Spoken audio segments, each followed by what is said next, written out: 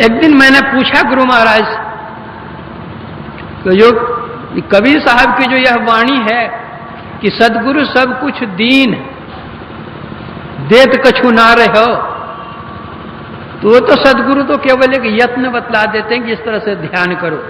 सब कुछ दीन कैसे? तो गुरु महाराज बोले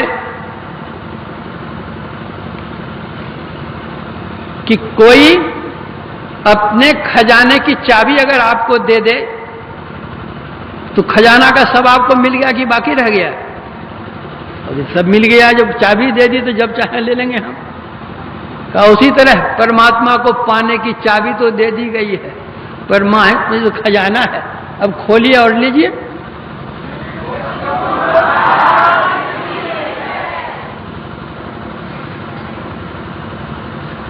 एक वकील साहब आए गुरु महाराज से दीक्षा लेने के लिए, तो गुरु महाराज बोले कि मेरा नाम लेकर कि उनसे दीक्षा ले लीजिए, आजकल मैं दीक्षा नहीं देता हूं, उनसे दीक्षा ले लीजिए। तो वकील साहब ही ठहले बहस करने वाले होते हैं ना वकील। तो गुरु महाराज से वे कहते हैं कि हुजूर मेरा तो मन था आपसे ही दीक्षा लेने का, लेकिन आप कहते हैं उनसे दीक्षा लीजिए।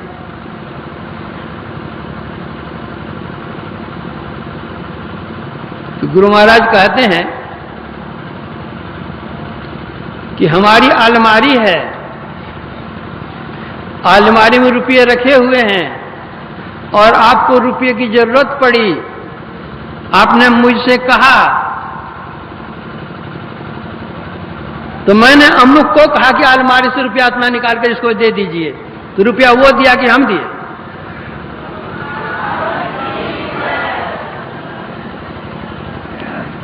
उसी तरह हम तो उनको आज्ञा दी है तो हमारी अलमारी से निकाल करके वे देते हैं कि वो अपना थोड़े देते हैं। तो फिर वो के साहब ने मुझे वजन भेज लिया। तो सदगुरु सब कुछ दीन देत कछु ना रहो, हम ही अभागन नार सुख तज दुख ले। तो ऐसे संत के दर्शन होने पर भी हम लोग लाभ नहीं ले सकते हैं। जिस समय में संत होते हैं उसमें उनकी पहचान ही नहीं हो पाती है। अगर कोई पहचान करते हैं तो कुछ उनको मिल भी जाता है। उस समय के लोग उनको गालियां देने के लिए जानते हैं, उनको अपमान करने के लिए जानते हैं, बेइज्जत करने के लिए उनको जानते हैं, जान मारने के लिए भी जानते हैं, लेकिन उसे ज्ञान देने के लिए नहीं जानते। यह तो हमारी दृष्टिहीनता है, क्षीणता है, ज्ञान की कमी है। तब फिर जब ऐसे संतों की हम पहचान ही नहीं कर सकते हैं तो फिर सत का संग कहां? सतस्वरूप सर्वेश्वर को प्राप्त करने के कारण संत भी सतस्वरूप हैं, उनका संग सत्संग है, लेकिन ऐसे संत भी नहीं मिल रहे हैं, तब हम क्या करें? तो उन संतों की वाणियों का हम संग करें। वे जितने संत हुए सभी संत सत वचन ही कहे हैं, इसलिए उन संतों की वाणी का हम संग करें। उन्होंने क्या कहा है उसके अनुकूल हम अपना आचरण बनाए, हमारा जीवन कल्याणमय हो।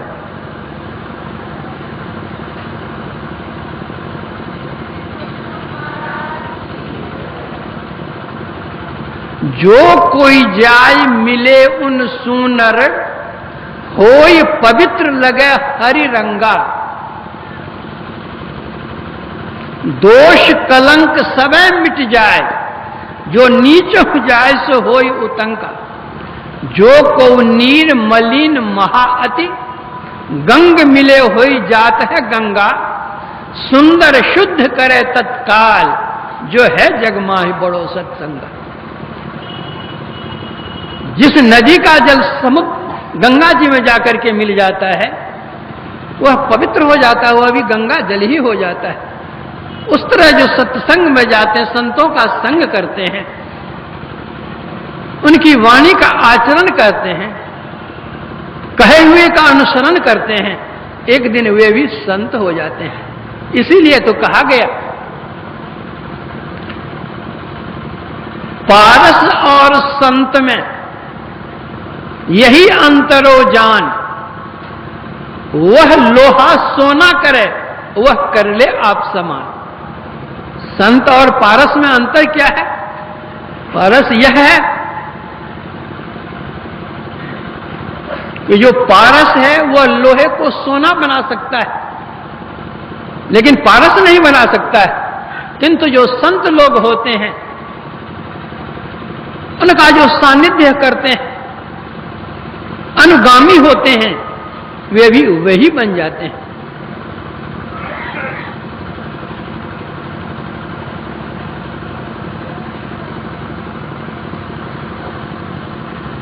सत और संग, सत और असत, ये दोनों सापेक्ष शब्द हैं।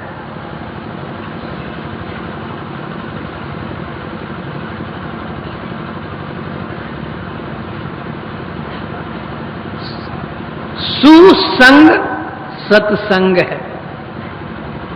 यह करने के लिए सब कोई कहते हैं, सभी संत कहते हैं, लेकिन कुसंग करने के लिए कोई नहीं कहते। कुसंग से हानि होती है। गोसाई तुलसीदास जी महाराज कहते हैं, हानि कुसंग सुसंगति लाहू, लोक वेद विदित सब काहू। जो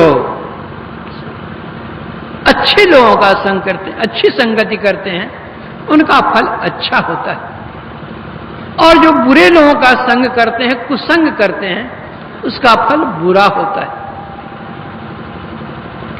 एक हंस था, वैशाख जेठ की दोपहरी में एक छायादार वृक्ष की डाल पर आकर बैठ गया।